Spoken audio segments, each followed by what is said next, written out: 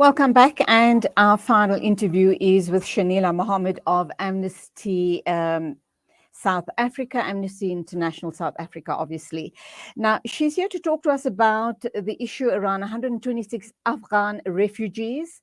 The South African has said no to the request of giving them temporary shelter in South Africa. And Amnesty International is saying by refusing them entry into South Africa, their lives are being placed in danger.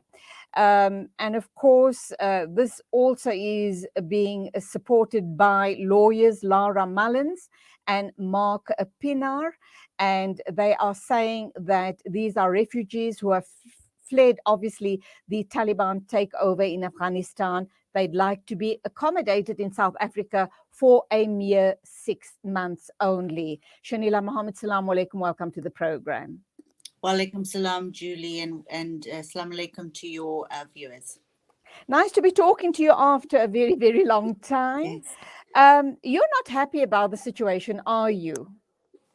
No, Julie, we're not. And we feel that, the South African government is really not living up to their international responsibility. They've signed up to a number of international laws and protocols, and one of them is really around the need to provide protection to those who need it.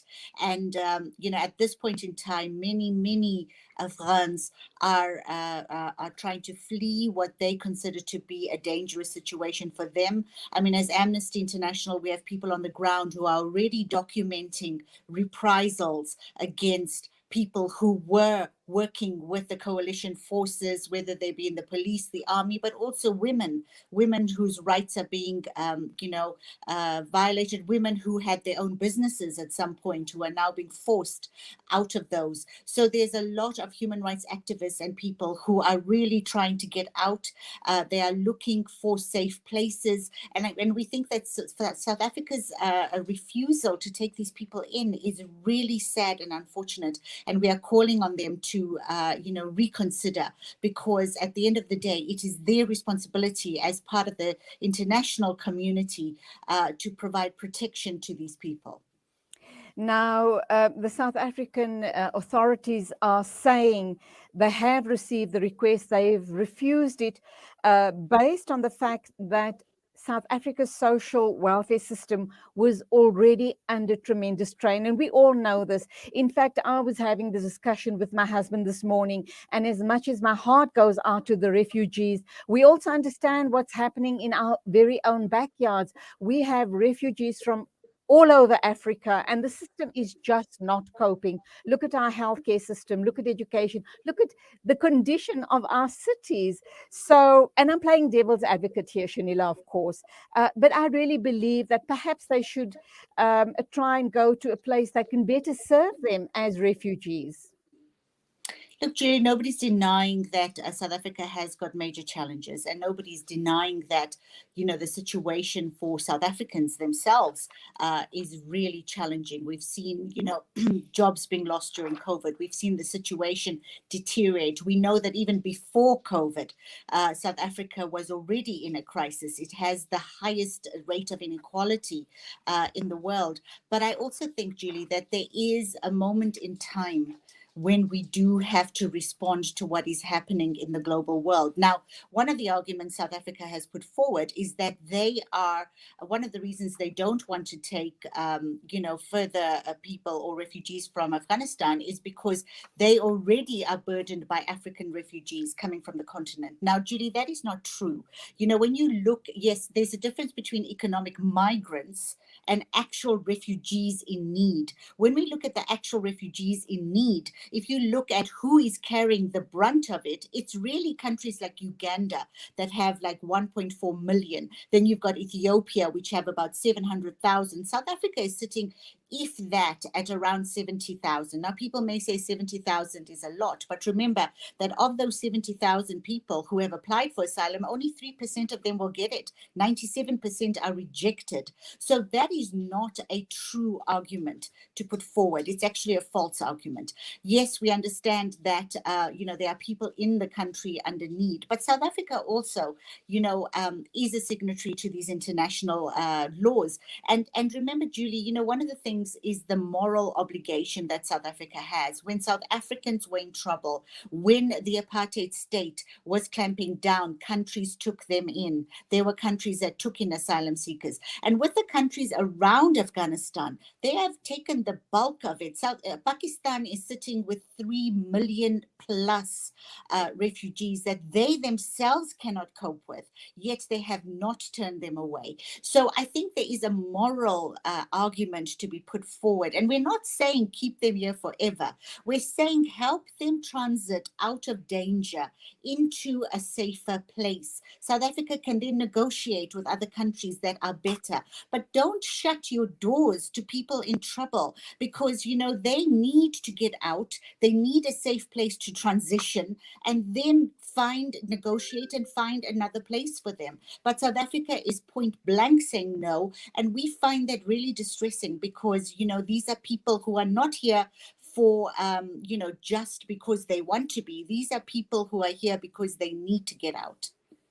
Okay, you've bandied about some numbers there, Shanila. Are we taking into account the number of unofficial, unaccounted migrants in the country? And we do know there are quite a huge number of them. We just need to look at all of the informal settlements sprouting around on outside of towns and even in suburbs now. And that truly is cause for concern. I'm not discounting the state and the need for assisting these refugees, but I'm just trying to put it into perspective. Also bearing in mind that there's a private donor who is supposedly standing surety for the 126 migrants, and there's a law firm that has put out their support to these refugees. Can you respond to all of that? That obviously would be the surety that we won't be sitting with a situation where we can't get rid of them, for example. Absolutely. And Judy, again, to also play a bit of devil's advocate. I mean, I feel that even the use of words like get rid of them is really sad, because these are human beings. Okay. Absolutely. These are people in trouble.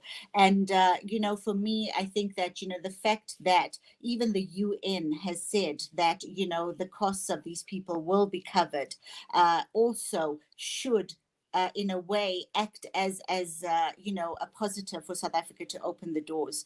And again, South Africa, like I continuously reiterate, is part of a global community, and there are countries in the globe that are willing to take these people in, but the first step is to house them somewhere while negotiations take place. So as you are saying, yes, there are people who are willing to stand surety, there are donors, but yet South Africa is still saying no.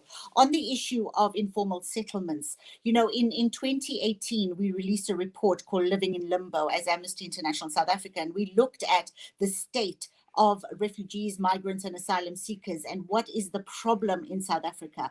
And one of the reasons we call the report Living in Limbo is because South Africa has not been able to fix its asylum system. So what you are talking about are people who are coming in for economic reasons, not because their lives are in danger.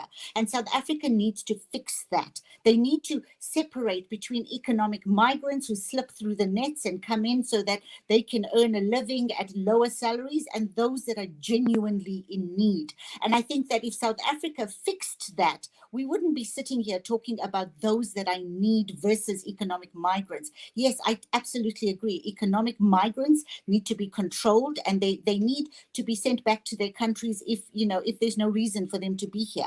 But those that are genuinely in need, those whose lives are in danger, those that are refugees, asylum seekers, need to be given the protection that they deserve under international law.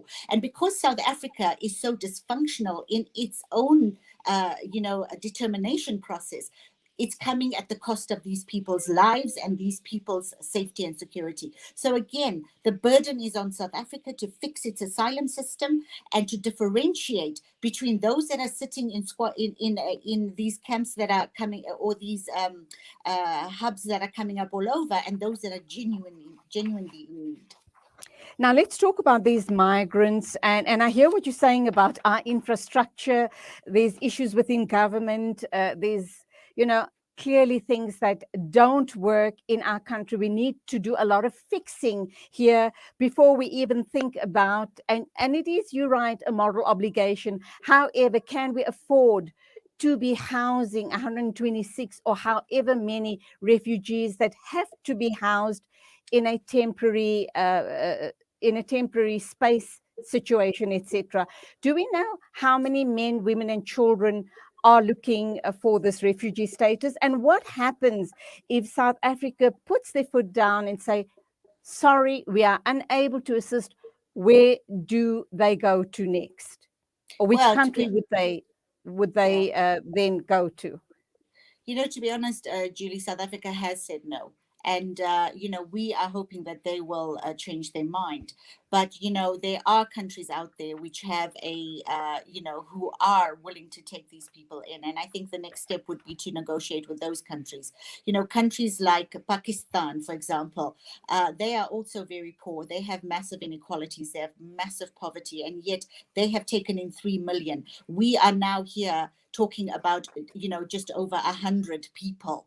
So if you look at that, there are countries out there that, despite their internal challenges, are stepping up to the moral obligations that the international legal framework puts on them. South Africa, sadly, is not one of them. If we were to say, well, where do these people go? Well, then, the UN would negotiate for another country to take them. But, from our side as Amnesty International, we think it's disappointing that South Africa is not even willing to take just over 100. We understand that there are challenges. We're not denying it, but we do think that in a time of crisis, countries do need to step up. And, housing 100 over just over 100 people doesn't mean setting up a camp. South Africa has got the right approach where they don't have a camp system, but it does mean creating some space in order to temporarily house people that will then be sent on to a more permanent place. So again, we don't think it's a huge ask of South Africa, despite the challenges. And, we have seen other countries that are in worse situations in South Africa stepping up to their international obligations. And obviously, Shanila, the United Nations do pay those countries for housing these people, whether it's in a temporary or a permanent situation. And the fact that there are funders who want to have these people housed here for a temporary period does indicate that perhaps, just perhaps, South Africa is so overstretched, whether they're economic migrants or other refugees that are in the country. They just believe it's not the right climate for us to be taking in the refugees. So I guess, one needs to weigh it up from both sides. And of course, our hearts go out to them. And of course, it is your moral obligation. But I guess there is some merit in the fact that South Africa is saying no. Be that as it may, that's where we have to leave it. Your final words to us this morning. Thank you, Julie. Look, everyone has their views and we respect that, but from our side as Amnesty International, we still think that it is morally wrong for South Africa to say no. And we are still appealing to South Africa to rethink their decision.